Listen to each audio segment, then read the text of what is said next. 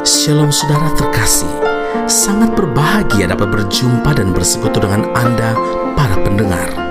2 Korintus 7 ayat 10, sebab duka cita menurut kehendak Allah menghasilkan pertobatan yang membawa keselamatan dan yang tidak akan disesalkan, tetapi duka cita yang dari dunia ini menghasilkan kematian.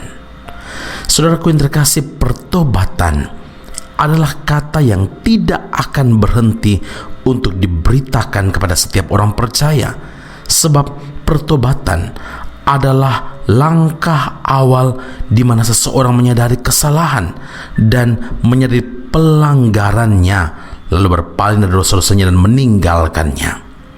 Pertobatan disebut juga suatu keadaan di mana orang berdosa menyesal karena dosa-dosanya dinyatakan kepadanya oleh terang firman Tuhan dan oleh terang Roh Kudus, sehingga dengan kehendaknya ia bertekad untuk berubah, yaitu berbalik dari dosanya dan berpaling kepada Tuhan. Di padang Yudea, Yohanes Pembaptis dengan suara yang lantang menyerukan, "Bertobatlah, sebab kerajaan sorga sudah dekat." Matius 3 ayat yang kedua. Berita pula ini diserukan oleh Yesus, saudara, dalam Markus 1 ayat 15, "Waktunya telah genap, kerajaan Allah sudah dekat, bertobatlah dan percayalah kepada Injil."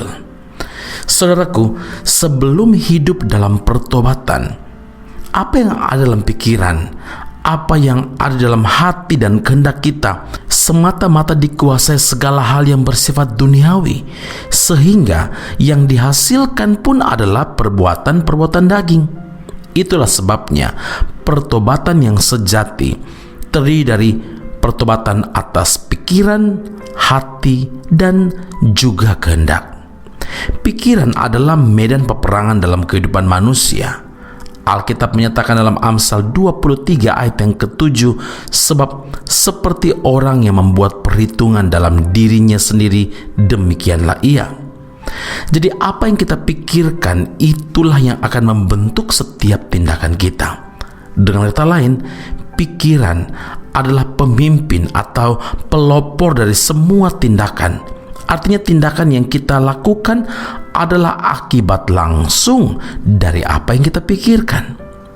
Jika yang kita pikirkan adalah hal-hal yang berasal dari daging, maka kita akan berjalan dalam daging dan perbuatan kita pun akan semakin jauh dari kebenaran. Supaya kita memiliki pikiran yang benar, kita harus menawan segala pikiran dan menaklukkannya kepada Kristus, sehingga kita menaruh pikiran dan perasaan yang terdapat juga dalam Kristus Yesus. Filipi 2 ayat yang kelima.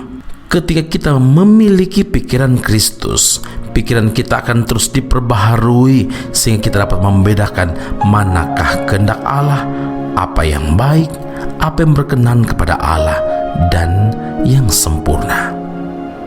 Amin. Mari kita berdoa. Bapa di sorga, kami bersyukur Tuhan, kami datang kepada Tuhan, berjumpa dengan Tuhan melalui firman Allah dan persekutuan yang indah saat ini. Itu semua dimulai dari kesadaran kami bahwa kami orang berdosa yang memerlukan pengampunan daripada Tuhan. Ketika kami memutuskan mengambil komitmen untuk bertobat dan terima Tuhan Yesus secara pribadi, maka kami bersyukur dan memuji Tuhan. Itu adalah pintu anugerah dan berkat Allah yang terbuka untuk kami menikmati janji-janji Tuhan. Kami berterima kasih Bapa di surga untuk pengampunan yang Engkau beri bagi kami.